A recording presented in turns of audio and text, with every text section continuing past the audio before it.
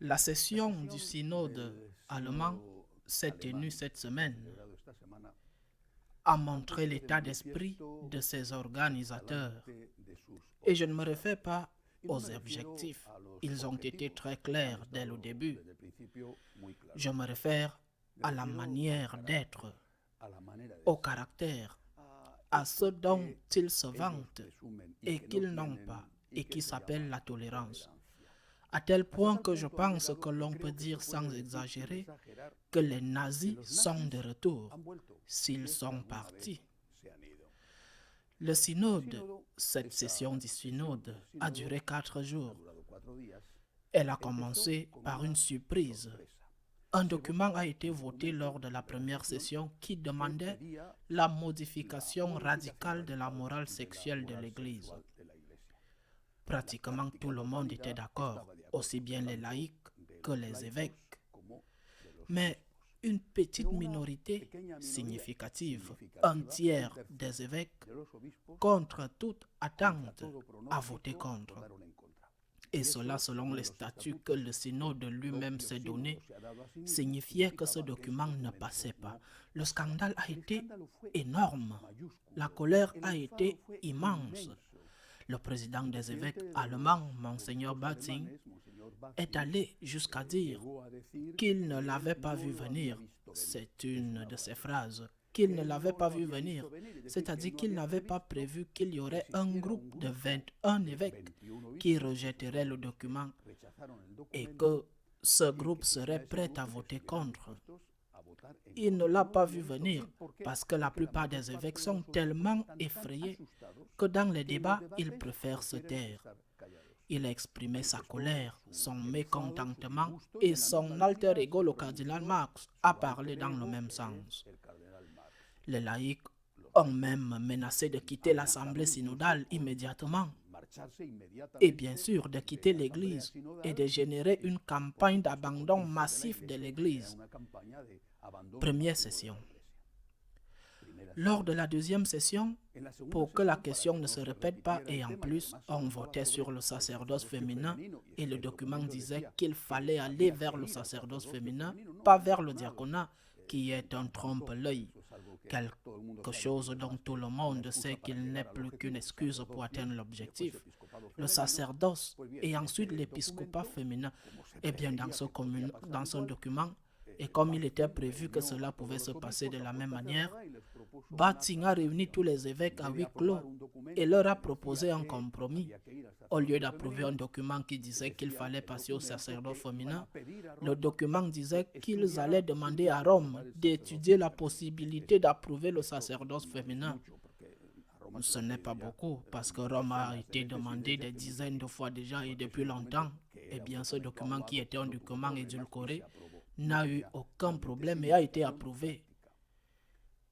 Il n'avait pas vraiment de signification pratique. Et c'est là que le tournant a eu lieu et qu'ils ont montré leur dictature.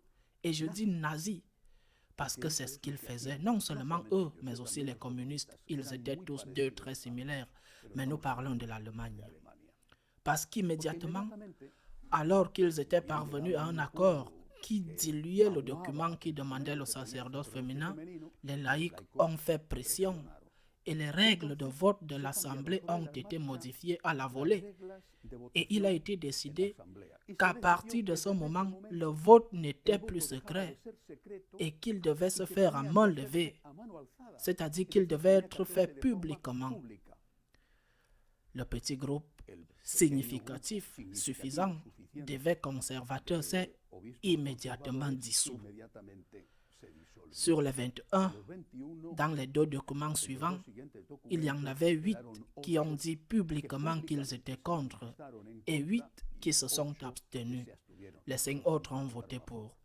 C'était un document, le 3e, était un document où il était dit qu'il n'y aurait pas de représailles contre les employés de l'Église, les professeurs de religion et peut-être les prêtres qui vivaient d'une manière contraire à ce que la morale catholique établit, c'est-à-dire les relations homosexuelles avec leurs partenaires ou les relations de cohabitation, enfin, approuvées à une large majorité. Et le suivant est un document qui approuve la création d'un conseil synodal permanent composé presque entièrement de laïcs libéraux et d'évêques, pratiquement tous, et qui coordonnera l'application du synode tant dans les diocèses, donc il aura un caractère coercitif sur les évêques diocésains, et bien sûr dans les paroisses. À partir de maintenant, ce conseil synodal sera le responsable dans l'Église allemande. J'insiste, aussi bien dans les diocèses que dans les paroisses.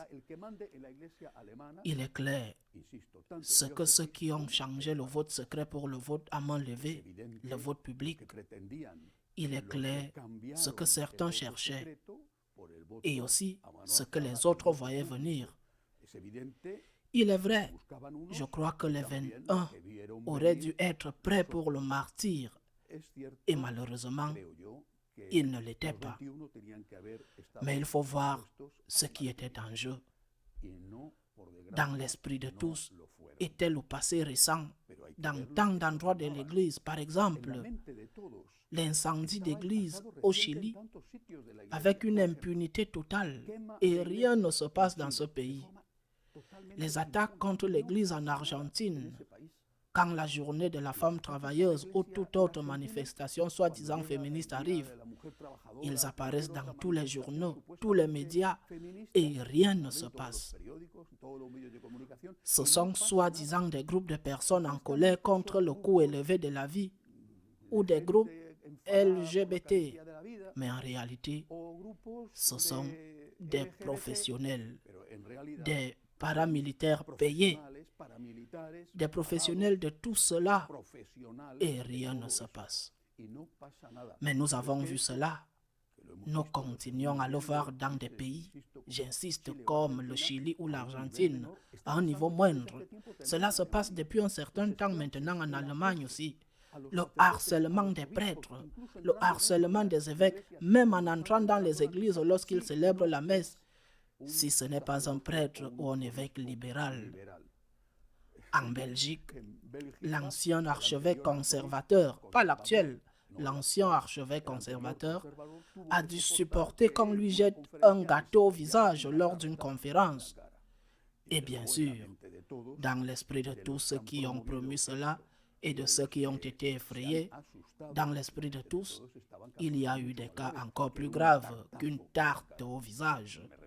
Je fais référence aux accusations absurdes contre le cardinal Pell, qui l'ont fait emprisonner pendant plus d'1 an, ou aux accusations plus récentes encore, plus ridicules et absurdes contre le cardinal Ouellet, qu'une femme dit qu'en public le cardinal